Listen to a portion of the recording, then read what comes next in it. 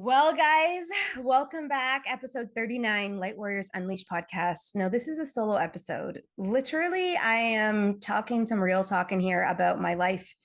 And this is all in the energy of shame and the energy of the lowest vibration energy we can hold in this literally earth experience is shame, and where it's been showing up in my life over the last couple of weeks and what scenarios have been showing up in my life to remember. And I go into some really personal stuff on this podcast because I think it's important for you to feel me this way so that you can look shame in the eye in your life. Because I guarantee you it's somewhere. It's somewhere. Whether it's in the way you hold your body, the way you treat relationships, the way you show up in life, it's somewhere. And it's time for us to clear this. And I give you examples about how to do that in this podcast. We step into this conversation together. I talk about the vibrational scales of how like consciousness is created. And it's a really, really cool podcast. And I'm just really grateful that I can step in to this space with you and be honest this way and hold this space in this podcast. So with no further ado, episode 39, Light Warriors Unleashed podcast. Let's get it done. Oh, this is going to be a really airtight, I think, podcast today. And I've been feeling this energy for the last few weeks, and kind of putting it into words has been moving through my energy field. Like, you know, when we do work and we step into ourselves to evolve and move stuff through and to grow, we choose to take on certain energies and to go deeper into these energies. You know, I lead a lot of shadow work programs. I believe in shadow work, that it is a pivotal piece of our movement here on earth, that we've got to go into the depths of us. And right now we're doing a lot of work in past lives, dimensional lives, future lives, in an energetic capacity to be able to clear stuff and move stuff through, to hold more of our light in this world, to hold more of our capacity here, to move more within this state of energy. And as this starts to show up and as this starts to move through our fields, and as we align in this and move it through, we start to come up against some obstacles, we'll call it, of energies and depthful work. There's some levels, and I've talked about this, levels of shadow work in the field of awareness. Some of them we can move through really easily. Others we have to go into the darkness, into the depths of things. And I'm really finding that the process for a lot of us right now is deep. It's deep-rooted work. It's stuff that we haven't thought of in a long time. And a lot of it's coming from this life in general.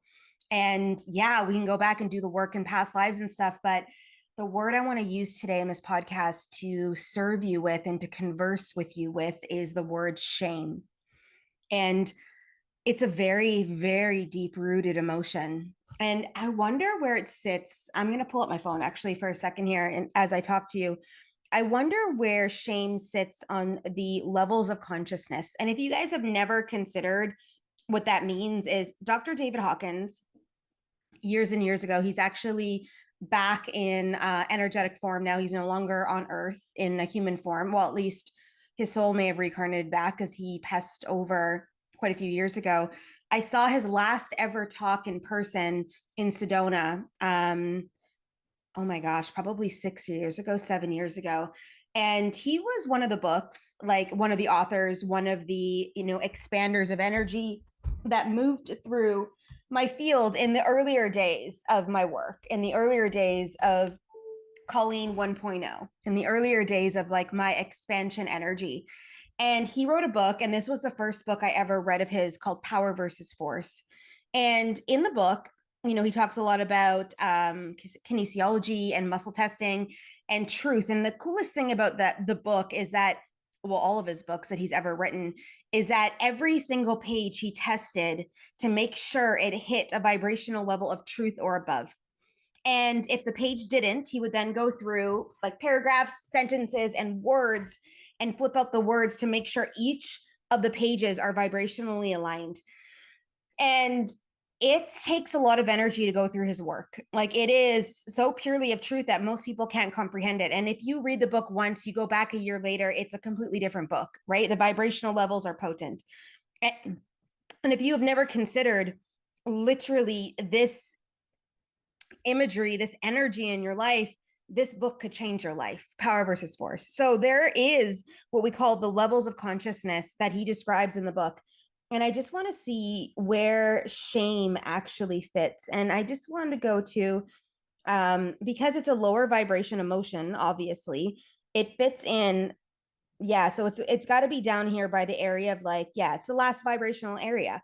It is the lowest vibration on the scale of consciousness on a scale of 0 to 1,000.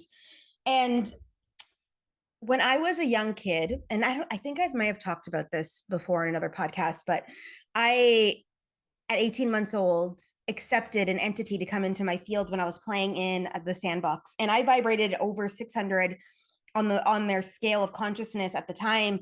And when I let this entity into my energy field, my vibration dropped to 180.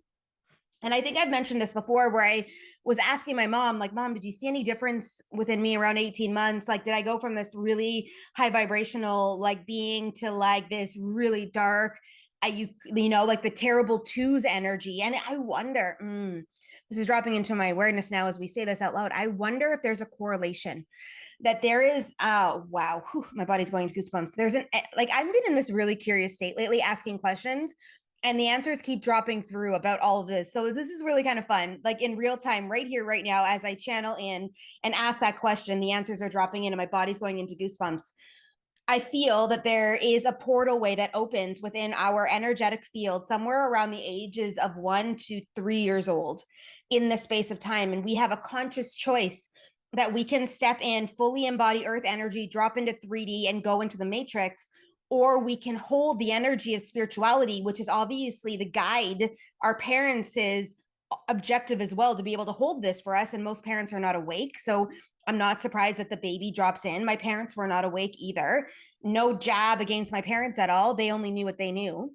But there's an option to stay in the spiritual alignment and hold that connection to divinity and the purity of light and know, understand, and work within that, or to drop into the 3D matrix. So both possibilities show up. So at 18 months old, I said yes to this energy to come into my field, and my vibrational level dropped. I then created what we call the 12 veils of illusion in my awareness, where I saw the world now through these 12 veils, which were the veils that the entity brought in with them. And the 12th veil is actually the shadow work of clearing that entity in our field. And I'm in the middle right now. We're in week 9 of the 12 veils program, which will be back later on in 2023. So if you're like, oh my God, I'm super interested in hearing about the 12 veils program, just send me a DM, message me, through Instagram in the show notes. You can see it, and we can get you on the wait list for that program when I decide to relaunch it. But it's been a pivotal program for me in my spiritual evolution. And then the last years that I've been teaching it for the people moving through, because we tackled the 12 veils in this program. But it's interesting, and why this comes up today is this energy of shame. And it is the lowest vibration energy on the scale of vibration, which means that if you are vibrating in shame and you are holding shame in your body and you are holding it in your sphere, you drop into the lowest vibration that you could drop into, which means no matter how much light you push out into the world, if you're holding shame and not clearing shame, you cannot accelerate. So during my ayahuasca experience, and I didn't mention this on the podcast where I debriefed it, because over the last few weeks, I've had a lot more time to integrate, a lot more time to see consciously where it was, what dropped in.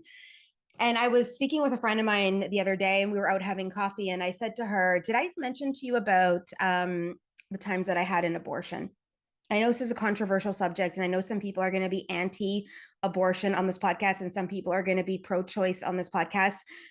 This isn't a conversation that I desire to have with people, meaning like I respect your opinion, and you can or cannot respect the choices I've made in my life, and whatever, that's on you. Like I stepped in to make a choice based on what I needed at the time, and this was the choice that dropped in that was in pure alignment for who I was.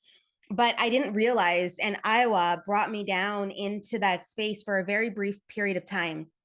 And I know I've got womb work that I'm working within. And I'm actually going to be interviewed on a podcast at the end of July to talk about abortion. It's an abortion podcast. And the woman is like super hyped about having me on to talk about my experience with abortions, past life connection to it as well, soul contracts connection to it as well, and the womb healing and clearing work that women should be, and I'm going to say that on purpose, doing after they have abortions, because it is a natural energy that we're pulling out of the body that has now been distorted through a medical service inside of us that needs to be cleared. And whether the choice that you make is in pure alignment or not, there's still a resonance of energy that's there. So when I dropped into Iowa and I felt this energy again of shame, I just kind of went, and then it like floated in as like a consideration. And now I understand why it floated in as a consideration, because I'm working within an energy of shame, of clearing it. There's a couple key dynamics of my life where I held a lot of shame. The time I got stuck in Vegas at a very older age, like this was within the last 5 years, that I literally got stuck in Vegas. I didn't have any money to get myself home from Vegas. And I went there on an intuitive hit. And I had to call my mom and say, Mom, I need you to help me to get home from Vegas.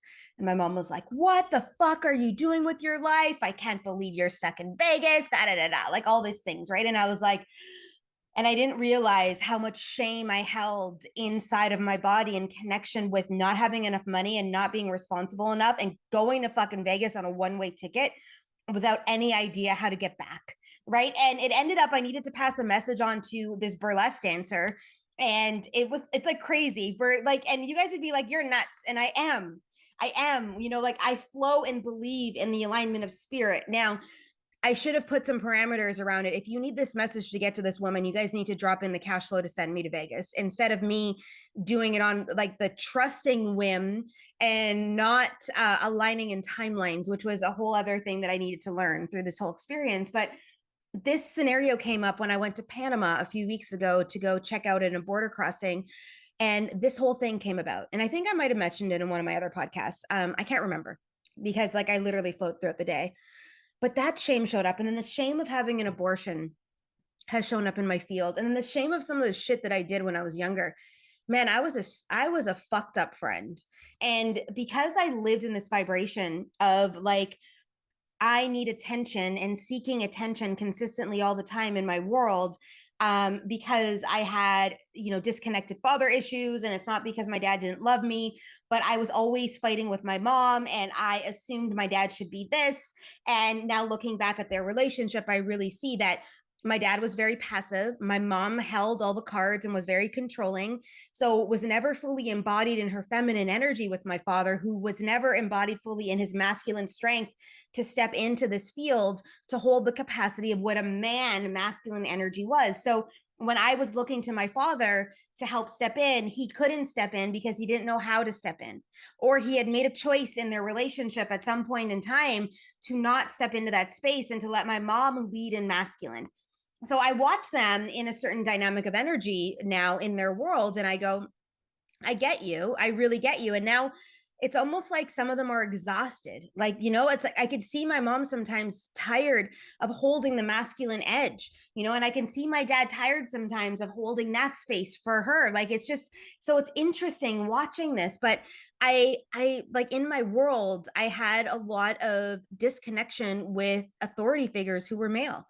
And I purposefully chased guys who were in authority figures and convinced them to be with me. And I would be from this destitute energy to hold on to these guys in the space of, even though I'm worthy, even though I am like such a crazy catch, like I look at my life now and I go, fuck, a guy who lands me is going to be so lucky, because I hold all the cards, all different cards, from the sexual expression and sexual edge to being embodied in my body, to being intellectual and stimulating, to having adventure and courage, like so many of the dynamics, right, of the world. Now I'm working within my own self to really align my femininity to be able to step in, to be able to submit and surrender in that relationship, so I can hold the feminine edge. I can amplify intuition and create a flow and be also a woman in this relationship. And I've been in my masculine energy for a long time,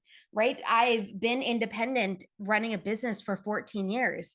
That requires some masculine edge, and although now I run the business differently than I did 10 years ago, I still can get conditioned in a masculine energy. And I watched it, and I spoke to this before in my podcast. I understand why, when I approached a guy a few months ago already, wow, it's crazy. And he didn't call me back because I was so in my masculine. I didn't drop the napkin, we'll call it, right? I didn't give him a lead in and open up a door for him to step in fully in his strength. And maybe he doesn't know how to do that, but I led with the whole masculine energy instead of the embodiment of feminine. And I'm really learning through this, but this energy of shame I want to talk about today, because somewhere in your life, this might be happening for you. Where are you still holding on to these deep rooted emotions of shame? Because as you hold shame and as you embody it somewhere in your world and all the fucked upness in our life and all the spaces of shame that we hold it's holding us back so deep inside of this low vibration that we cannot escape. Like we literally cannot until we come out of the sludge. Like, that beautiful visualization I got in my ayahuasca experience of me literally covered in like black tar, like literally gripping the ground to get out. It's like that until you release yourself from the shame and you go in to own it, to be with it, to move through this, you will not be able to clear it, to heighten the elevation of the light that's moving through your body, the light that you desire. But you have shame somewhere in you. There's shame. I guarantee you it is. Or else some of you have done a lot of work on this already and you're like, this is a confirmation. Right? This is a confirmation inside of your space right now. But shame is a fucked up and big deal emotion. Like if it's the lowest vibration on this scale of consciousness scale, it fucking is rooted. It's rooted. So how do we drop into this? So a couple key things to note is that when we start becoming honest with ourselves and actually start to, speak this into the world and take responsibility for it. Like, guys, I did not want to say yes to this podcast on abortions. I have never talked about it openly unless you were in my tight world or I had to fill out a medical form to come and see you. Like that's how tight I kept it to my heart because I held a lot of shame and a lot of people have a lot of opinions about this. I've had 3 abortions in my life, in this life. 3. And I was told a couple years ago that if I get pregnant again and if I actually have another abortion, I will not be able to have kids and I will actually create an energetic, like I'll probably have cancer in that area of my body because of it. So like I'm very clear about the decisions we make and the reactions we make in life. But I also look at this and go, okay, from the standpoint, like where's my personal responsibility here? Where was I not stepping in? Where was I not paying attention? But also too, where is this actually rooted? Where is this rooted? Did I just feel this imaginary connection with these men and felt so much like I needed to be something for them that I created this scenario? And that could be truth, right? That could be truth. Was I looking for attention? That could be another key piece to this whole entire thing, right? Was I looking to prove out that you love me anyways? Will you love me anyways if I'm pregnant and need to get an abortion? Will you take care of me? What if I was playing from that energy? So there's all these possibilities that show up when we actually drop into these emotions, but the only way we're actually going to get to the root of things is how we become honest with ourselves, or when we become honest with ourselves. And I'm not talking about surface level honesty, guys. I'm talking about getting into the fucking deep root and being honest with yourself. It's time. A lot of us, and I've talked about this before, are floating in a fucking distortion field, pretending like life is okay when it's not. We're pretending. We are pretending that life is okay, and it's not okay. It's not okay. It's not okay for you to live paycheck to paycheck and think that that's all right. It's not okay for you to consider not buying organic food because of the fact that your mind is saying we can't afford it. It's not okay for you to sacrifice date night every single week because, X, Y, and Z, and you're not taking care of your relationship because of whatever. It's not okay that you listen to shitty ass music in your ear that's reprogramming you to hold a lower vibration. We've got to be paying attention right now. And you've heard me talk about this discernment. And if you're new to my world, welcome. Welcome. This is where honesty hits the pavement. I step into this space to serve you guys in a certain energetic vibration for you to take what you desire from this. And if this podcast isn't for you, you're going to tap out and turn it off and move through into a next one potentially, or to somewhere else. But if you are holding shame in your body, you're going to know it right now because it's going to activate and you're going to be like, fuck, I buried that one deep. I'm holding shame, shame of the situation that happened when you were 2 years old, shame of the way that you were in that relationship, shame of the way you treated people in life, shame of the way you raised your kid. Shame is everywhere, everywhere.